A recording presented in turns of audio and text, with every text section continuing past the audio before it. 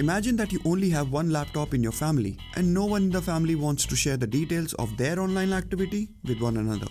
There are two ways of doing this. You browse normally and then clear out your history, cookies, passwords and other details manually. And the other and much more common way is to browse online using the incognito mode. And today, in this video, we will learn why the incognito mode, the most popular way of private browsing, is actually not secure, and what you can do for a more complete anonymity online. Let's start. No matter which internet browser you use, each one of them has an incognito mode, with the promise that all your online activity is safe. But there's a big catch to this, and before we look into what the incognito really means, it's important to understand how it works and why for many people it might still be a good way to browse with anonymity. When you use the incognito mode, it keeps 4 things temporarily on your local computer. First is obvious, your history, which is a list of web URLs or websites that you have visited. Second is browser cache, that contains the contents of the website you visit.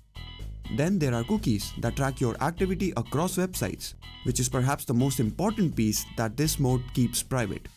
And the last is personal data like card and login information.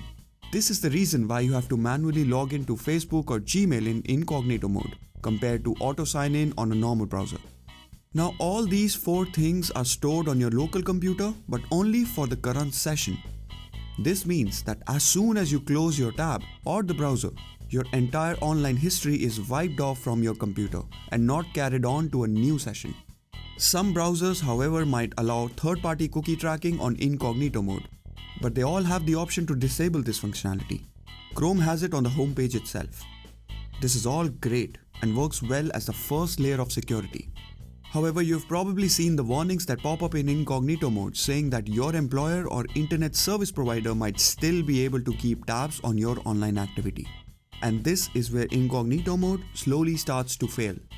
This mode only affects what's being stored locally on your computer.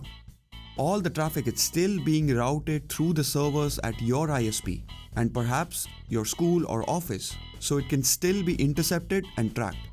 For example, all your browser history and activity that you did on any website through incognito mode can easily be retrieved by the service provider you use. Because while the data on your computer might be deleted, you're still accessing the web through a service provider which works the same way no matter how you choose to access that information. The same is true for the admin of your official laptop, where they will have access to all information using the company's internet, which includes your browser history and other data. So what can you do to completely anonymize your activity from anyone? You'll need to consider using a VPN, which creates a proxy server and allows all internet data to be completely anonymous.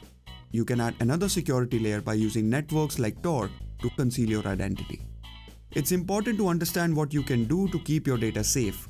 An incognito mode is a good starting point, especially for a family that is sharing a computer.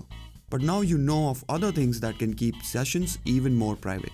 I hope you enjoyed watching this video, and if you did, do drop in a like and subscribe to show your support for this channel. Thank you for watching.